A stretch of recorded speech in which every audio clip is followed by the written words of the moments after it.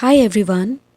Today we are going to discuss about nationalism in India, a chapter from class 10 NCERT textbook. Let's begin with the meaning of nationalism. Nationalism is an ideology that involves a strong identification of a group of individuals with a nation. It means that you strongly feel that the land and people of your country belong to you. Everything associated with India is yours. You are not a Bengali or Punjabi, but an Indian. This feeling of nationalism started emerging prominently among Indians largely during the British rule. British rule had two aspects, and both the aspects contributed to the birth of Indian nationalism. Firstly, the British rule worked as an eye-opener for many Indians. They came with Western education, media, new innovations, ideas of equality and liberty. Such ideas attracted many Indians, especially the educated middle class, and they started feeling that, like the Western countries, India should also progress and should be free from any external control. They started developing the idea of nationalism. Another aspect of the British rule in India was the exploitation of Indians by the British. This clash and continuous discontent between the two united many Indians against the British and thus led to the rise of Indian nationalism. Thus, Indian nationalism is closely linked with various aspects of British rule in India. Now, let's begin with the year 1919, which marked the end of the First World War. That is, how did the time period of First World War lead to the rise of nationalism in India? Before coming to First World War, let's see the major events of 1919 which forced Indians to stand against the British. The events are First World War, Martial Law, Jallianwala Bagh Massacre, Rowlatt Act, Khilafat movement, Gandhiji's leadership. So all these were the major events of the year 1919 which forced the Indians to stand against the British rule.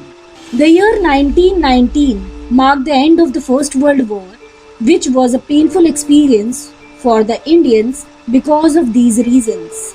Forced recruitment of Indians into the war or army, increase in tax, increase in price, shortage of food, famines and epidemics.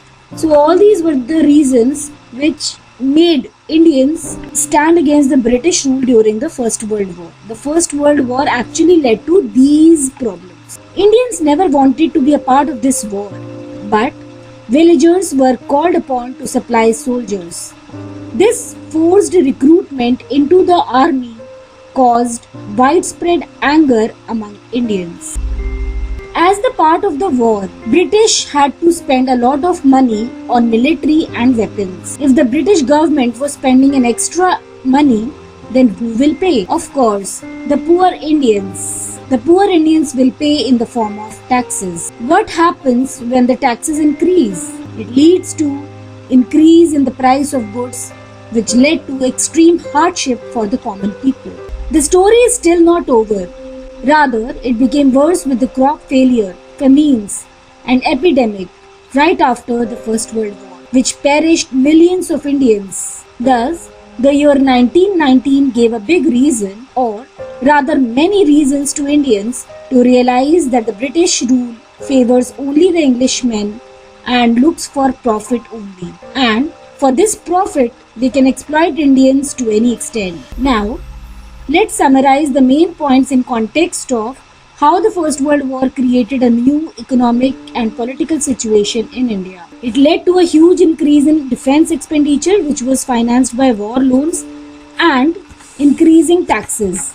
Custom duties were raised and increase in the income tax. It also increased the prices, leading to extreme hardship for the common people. Prices doubled between 1913 and 1918. The Indian villagers were called upon to supply soldiers. forced recruitment in rural areas caused widespread anger. In 1918-19 and 1920-21, crops failed in many parts of India, resulting in acute shortages of food. According to the census of 1921, 12 to 13 million people perished as a result of famines and the epidemic. There was a lot of anger among Indians during the First World War. So as soon as the war got over by 1919, British rule became very strict for Indians. Thus, martial law was passed in 1919, which restricted the Indians to assemble in groups. So, if the Indians would go out in groups, they could be killed by the British Army. It controlled a number of civil liberties, including freedom of assembly. As a result of this martial law, General Dyer killed the crowd which assembled in Jallianwala Bagh in Amritsar. The crowd was innocent and had come to attend the annual Baisakhi fair. As General Dyer came with army, people could not run as there was only one exit point. Thus, all men, women and even children were killed by the general, who wanted the Indians to follow British laws and also wanted to create terror in the minds of Indians. The incident was so painful that we still remember men, women, children who died that day. The Jallianwala Bagh massacre was the beginning of the end of the British Raj, as this incident had united Indians against the British rule. Let us summarize the main points of Jallianwala Bagh incident. On 13 April 1919, a large crowd gathered in the enclosed ground of Jallianwala Bagh. Some came to protest against the government's new repressive measures. Others had come to attend the annual Baisakhi fair. The martial law gave the government enormous powers to repress political activities of Indians. But being from outside the city, many villagers were unaware of the law. General Dyer entered the area, blocked the exit point, and opened fire on the crowd, killing hundreds of them. His object or aim was to produce a moral effect, to create in the minds of satyagrahis a feeling of terror and awe. Now, let's move on to the Khilafat issue. Before we start with the Khilafat issue, we should know the meaning of Khalifa and the location of Ottoman Empire. Khalifa was the emperor of Ottoman Empire. He was the spiritual leader of the Islamic world. That is, Khalifa was very dear and close to the Muslims all over the world. Thus, when Khalifa was defeated in the First World War, Indian Muslims were not happy and wanted to warn Britain to take any harsh step against Khalifa. Coming to the location of Ottoman Empire, as you can see here, Ottoman Empire was located in the western part of Asia. Now let's start with the Khilafat issue. We know that the year 1919 was full of political events which annoyed and troubled Indians. One such event was the defeat of Ottoman Empire by the Allied powers like Britain. And there were rumors that a harsh treaty would be imposed on Khalifa, the spiritual head of the Islamic world. To protect the powers of Khalifa, Indian Muslim leaders like Muhammad Ali and Shaukat Ali decided to start a mass movement against the British. As the year 1919 was full of problems, not just for Muslims but for Indians as a whole. It was because of Rowlatt Act, Jallianwala Bagh massacre, economic problems after the First World War, etc. etc. So, Gandhiji felt that a mass movement could be organized not only for Khilafat issue but also for Swaraj. Thus, Hindus and many Indians joined Muslims to launch a mass action against the British, which led to the beginning of Khilafat movement and the popular non-cooperation movement. Let's summarize the important points of Khilafat issue. The First World War had ended with the defeat of Ottoman Turkey. There were rumors that a harsh treaty was going to be imposed on the Ottoman Emperor, the spiritual head of the Islamic world, the Khalifa. To defend the Khalifa's temporal powers, a Khilafat committee was formed in Bombay in March 1919. Leaders like Muhammad Ali and Shaukat Ali came up with the idea of a united mass action with Hindus. Gandhiji saw this as an opportunity for a unified national movement. At Calcutta session of Congress In September 1920, he decided to start a non-cooperation movement in support of Khilafat and Swaraj. Now, let's have a look at the role of Gandhiji in igniting the spirit of nationalism in India. Let's start with Gandhiji's ideology of Satyagraha. What is Satyagraha? Let's explore the answer. Satya means truth. Agraha means appeal. With Satyagraha, Gandhiji meant truth is very powerful to win any struggle against the British. He strongly believed that physical force or violence was not needed to fight against the oppressive rule of the Englishmen. Gandhiji emphasized on non-violence and he always highlighted that truth and non-violence are the strongest weapon to win any battle. But this weapon is meant only for strong people. Weak people opt for violence. With this ideology, Gandhiji organized many satyagrahas in India. We shall focus on early 3 satyagrahas of Gandhiji. These satyagrahas took place in the year 1916, 1917 and 1918.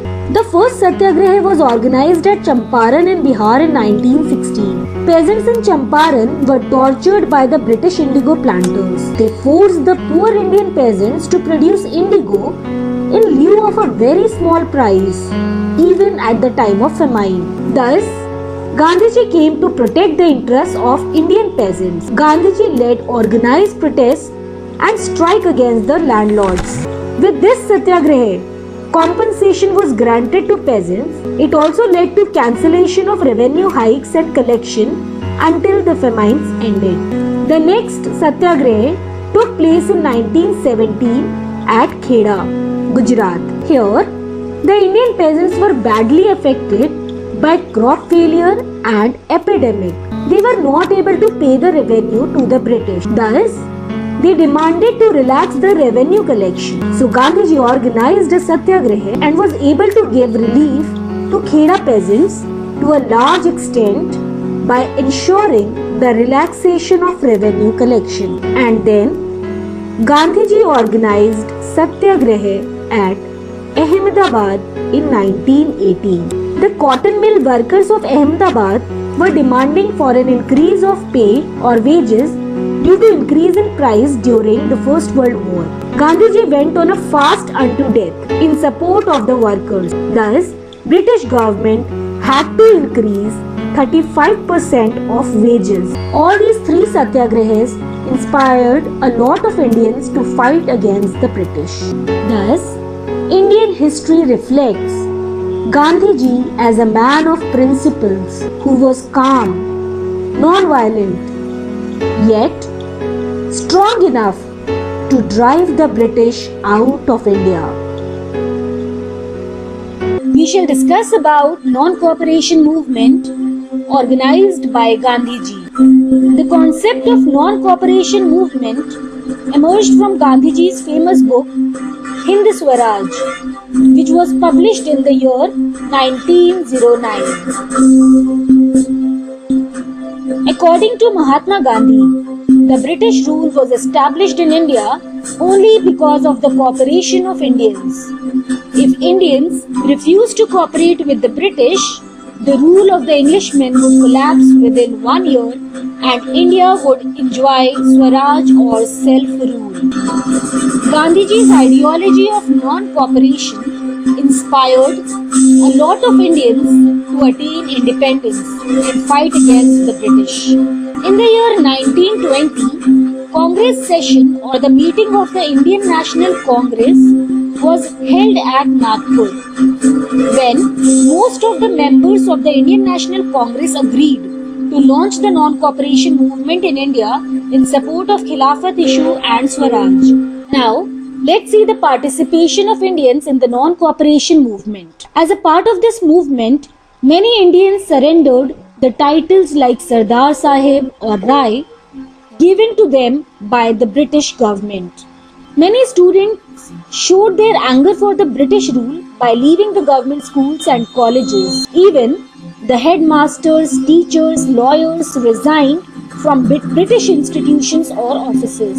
The common people boycotted the foreign goods, and foreign clothes were burnt in huge bonfires. Many political parties supported the common people and Gandhiji's movement by boycotting the elections organized by the British.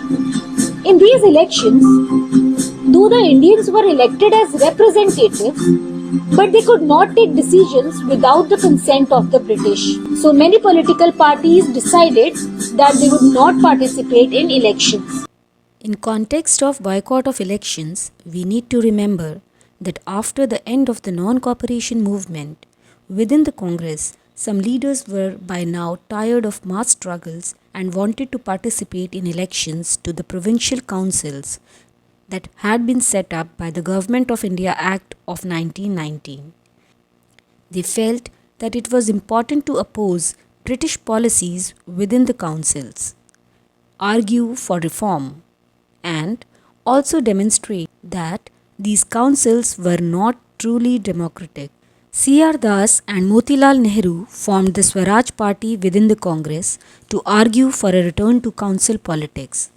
But younger leaders like Jawaharlal Nehru and Subhash Chandra Bose pressed for more radical mass agitation and for full independence. With such events, the non-cooperation movement influenced many parts of India. Thus, the effects of non-cooperation movement on the economic front were dramatic. With the boycott of the foreign goods, the import of foreign clothes reduced by 50% between 1921 and 1922. The value of these imports reduced from 102 crore rupees to 57 crore rupees. Even the Indian merchants and traders refused to trade in foreign goods. Also, as a lot of Indians started wearing only khadi, production of Indian textile mills and handlooms increased tremendously. So the non-cooperation movement is seen as the first major mass movement organized by Gandhiji in India. With the support and participation of a lot of Indians, non-cooperation movement became a challenge for the British rule. But the movement could not be continued for a long time. The non-cooperation movement had certain limitations. Firstly, the production of khadi was more expensive than the British goods. Khadi needed manual labor and British goods were made by machine. Thus, poor Indians could not afford to buy Indian goods because they were costly. Thus, they could not boycott British goods for long. Secondly, boycott of British institutions like school, colleges or offices became a problem because alternative Indian institutions were not effectively available. So, people or Indians began to trickle back to British government schools and offices. And lastly, the non-cooperation movement was officially withdrawn by Gandhiji in the year 1922. Some Indian protesters of non-cooperation movement became violent and clashed with British policemen at Chauri Chaura in Uttar Pradesh. This violent incident was against Gandhiji's principle of non-violence. Thus, Gandhiji stopped the non-cooperation movement, which marked the end of the movement in 1922. Gandhiji believed that satyagrahis needed to be properly trained for any peaceful mass struggle. He never wanted people to become violent to fight against the British. This decision of Gandhiji was on the ground of his principles, but it had upset a lot of Indians who had enthusiastically participated in the movement. Indian Muslims also felt disheartened with the withdrawal of the movement because the Khilafat issue or movement also lost significance. Countryside rebellion during the non-cooperation movement. The time period is early 1920s. In this context, we shall discuss about Awadh, and the question would be, why did the people of Awadh rebel or revolt? The province of Awadh was in present-day Uttar Pradesh. The big landlords of Awadh were very powerful and they used to exploit poor peasants. These poor peasants were forced to do begar. Begar means provide labor or work without any wages or payment. Not only this, poor peasants were not given any right on the land they cultivated.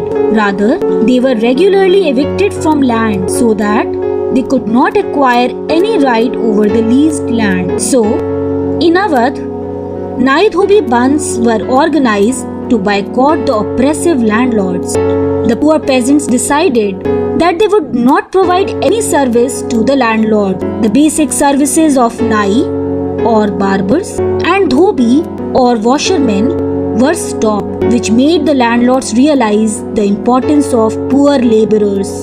The leader of this peasant movement in Awadh was Baba Ramchandra. This peasant movement also got support from the Indian National Congress. In 1920, Oudh Kisan Sabha was set up by Jawaharlal Nehru with Baba Ramchandra and others. Oudh was the ancient name of Awadh. The Indian National Congress integrated the Awadh peasant struggle with the non-cooperation movement. Soon, the movement or the peasant struggle became violent. Merchants and talukdars were attacked. Markets were plundered and grain hoards were taken over by the peasants of Awadh. Though the congressmen were not happy that the peasants were violent, which was against the principle of truth and non-violence highlighted by Gandhiji before the launch of non-cooperation movement. So, this struggle of peasants in Awadh could not keep momentum for a long time. The non-cooperation movement by Gandhiji and his message of Swaraj was interpreted in another way by the tribal peasants of Gudem Hills in Andhra Pradesh. Here, a militant guerrilla movement was spread in early 1920s. But such violent or militant movement or struggle could not be approved or supported by the Congress. Let's see what was going on here. Here, as in other forest regions, the colonial government had closed large forest areas, preventing people from entering the forests to graze their cattle or to collect fuel wood and fruits. This enraged the hill people. Not only were their livelihood affected, but they felt that their traditional rights were being denied. When the government began forcing them to contribute pegar for road building, the hill people revolted. These people were led by Alluri Sitaram Raju, who claimed that he had a variety of special powers. The rebels proclaimed that he was an incarnation of God. Raju talked of the greatness of Mahatma Gandhi, said he was inspired by the non-cooperation movement and persuaded people to wear khadi and give up drinking. But at the same time, he asserted that India could be liberated only by the use of force, not non-violence. The Gudem rebels attacked police stations, attempted to kill British officials, and carried on guerrilla warfare for achieving Swaraj. Raju was captured and executed in 1924 and over time became a folk hero. Moving ahead to Assam, where the plantation workers had their own understanding of Mahatma Gandhi's movement and his notion of Swaraj. Let's know their story. Under the Inland Emigration Act of 1859, plantation workers were not permitted to leave the tea gardens without permission. And, in fact, they were rarely given such permission. When they heard of the non-cooperation movement, thousands of workers defied the authorities, left the plantations and headed home. For plantation workers in Assam, freedom meant the right to move freely in and out of the confined spaces in which they were enclosed, and it meant retaining a link with the village from which they had come. But these workers never reached their destination. They were caught by the police and brutally beaten up. Now, let's move on to the civil disobedience movement, year 1930. To understand this movement in a better way, we need to know what was going on before 1930. What was going on in India which forced many Indians to unite against the British rule. The first was the effect of the worldwide economic depression. Agricultural prices began to fall from 1926 and collapsed after 1930. As the demand for agricultural goods fell and exports declined, peasants in India found it difficult to sell their harvests and pay their revenue to the British government. By 1930, the countryside was in turmoil. Then came the issue with the Simon Commission. The British government constituted the Simon Commission under Sir John Simon. The commission had 7 members of the British Parliament. The aim of the commission was to look into the functioning of the constitutional system in India and suggest necessary changes. They wanted to assess the effectiveness of Government of India Act 1919. By discussing the constitutional reforms needed for India, they just wanted to show Indians that British were sincere in the efforts of providing power and authority to Indians. But by this time, Indians had already seen enough of cruelties of the British rule in India. Indians found the Simon Commission futile in terms of its objective. The Simon Commission had no Indian member. They were all British. And it meant that Indians had no right in determining its own future. Thus, the commission was widely rejected by Indian National Congress, Muslim League, and many other political associations. No constitutional reform was acceptable to the Indians without a fair representation. This decision of boycott was formally decided in the Madras session of Indian National Congress in December 1927.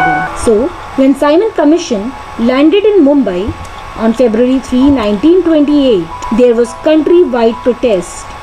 Black flags were shown all over along with the slogan, "Simon go back."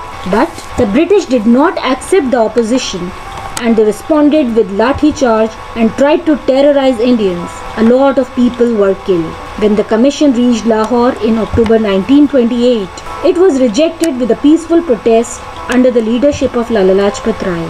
But he was brutally beaten up by the police, which gave him serious injuries, and soon, on November 17, 1928, Lala Lajpat Rai died. Though a revolutionary, Lion of Punjab died of his injuries, but his courage and spirit to ensure freedom for the country survived with other Indians who continued to fight against the British suppression. The sacrifice of Lala Lajpat Rai and many other Indians forced the British to pacify the Indians by giving platform to the Indians for political representation. Finally, the report of Simon Commission was published in 1930. It recommended representative government in the provinces, which paved the way for the Indian National Congress. Indian National Congress formed its government in most of the provinces of India.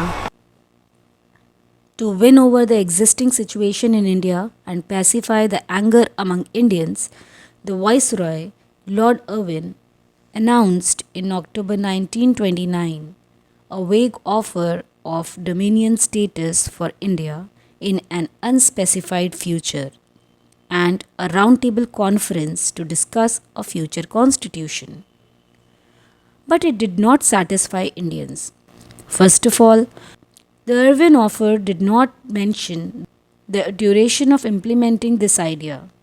Secondly, under the system of dominion status, India was given the chance to form their own autonomous government. Though the government thus formed was autonomous, it still owed allegiance to the crown, and these states were termed as dominion states. The whole idea projected the idea of self-governance of the state, but also at the same time was subject to the crown of Britain. This did not satisfy the Congress leaders. The radicals within the Congress, led by Jawaharlal Nehru and Subhash Chandra Bose, became more assertive. The liberals and moderates, who were proposing a constitutional system within the framework of British dominion, gradually lost their influence. In December 1929, under the presidency of Jawaharlal Nehru, the Lahore Congress session formalized the demand of Purna Swaraj or full independence for India. It was declared that 26 January 1930 would be celebrated as the Independence Day, when people were to take a pledge to struggle for complete independence. With this background, Gandhiji decided to unite Indians again for a mass struggle with the popular Salt March. Let's see how.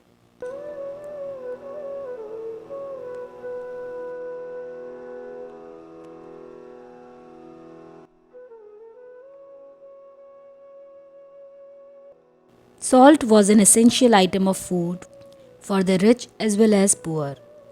Salt March was a stand against salt tax imposed by the British. British had increased the tax and maintained its monopoly. Indians were prohibited from manufacturing salt. Do you know that before the launch of civil disobedience movement or Dandi March, Gandhiji wrote a letter to Viceroy Lord Irwin? 31st January 1930, Gandhiji sent a letter to Viceroy Lord Irwin with 11 demands. The most important demand was to abolish salt tax.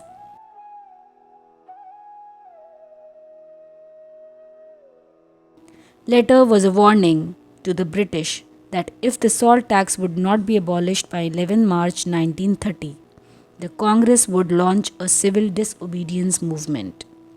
In fact, Gandhiji or Congress boycotted the first roundtable conference in London during this time in 1930. But Viceroy Lord Irwin did not realize that the letter was not an appeal of one person, but the voice of many Indians. Soon, many Indians joined Gandhiji for a mass movement, the civil disobedience movement.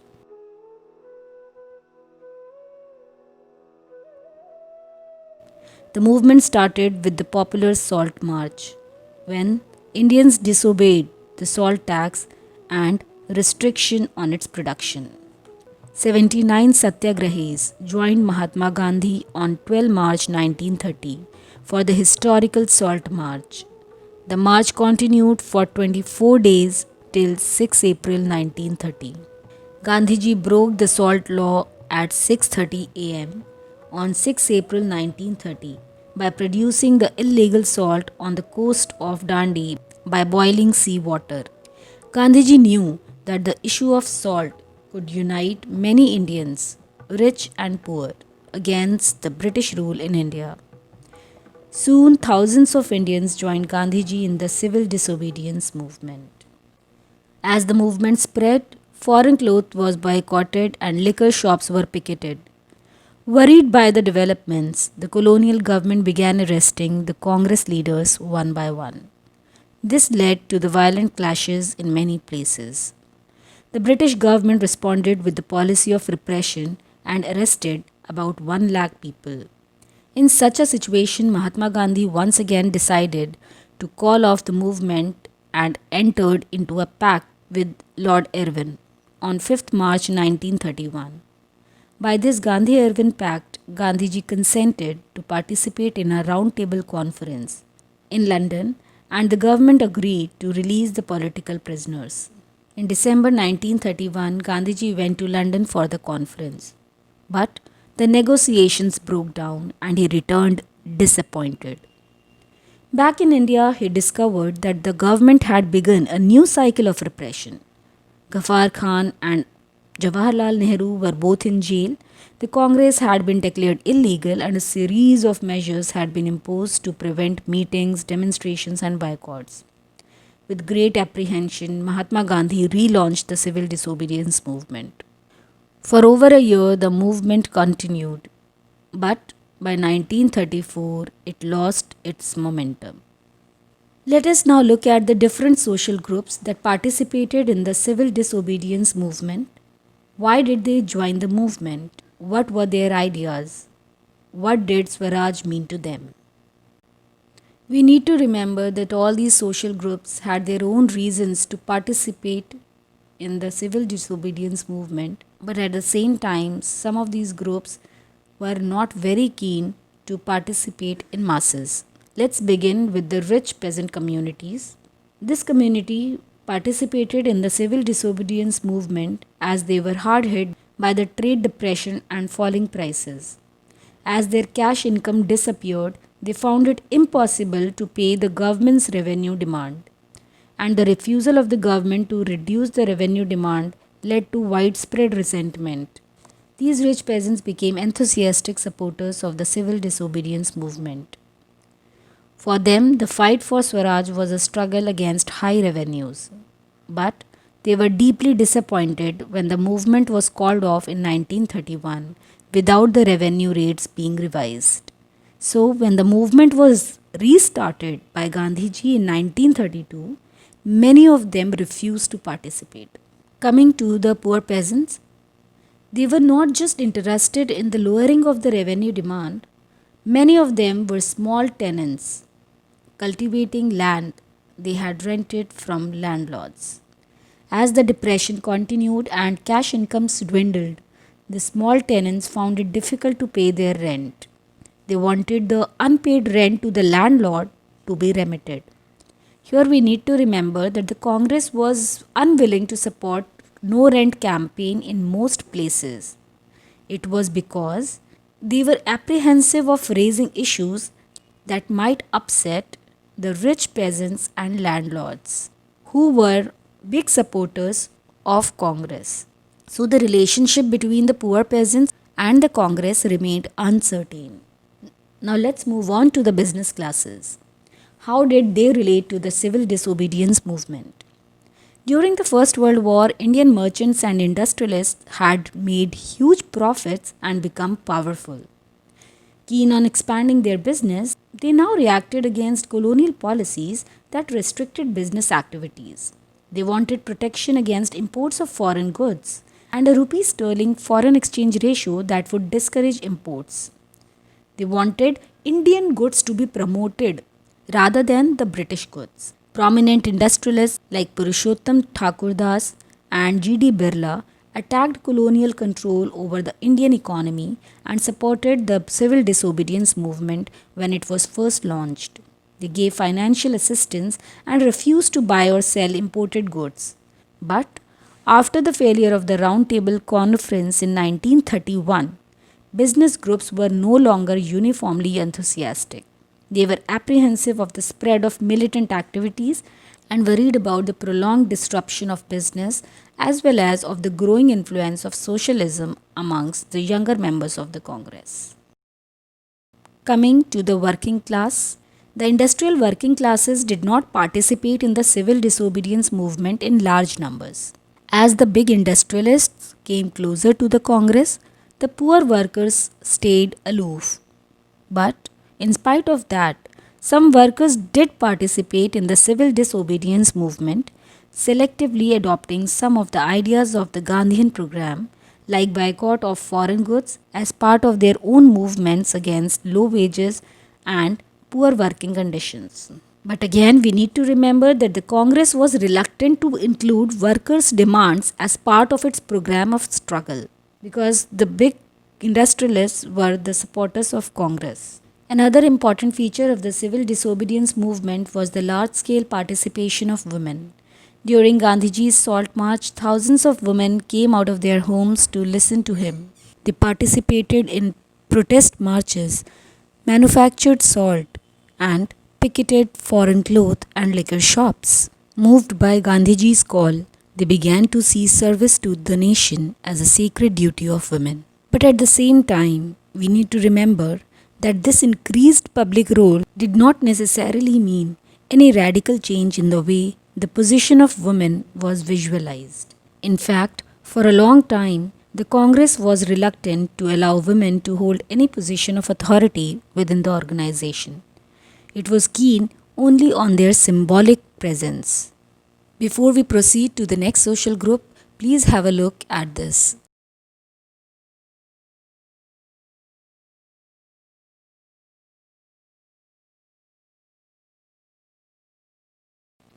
Moving on to the next social group, that is the Dalits. For a long time, the Congress had ignored the Dalits for fear of offending the Sanatanis, the conservative high caste Hindus.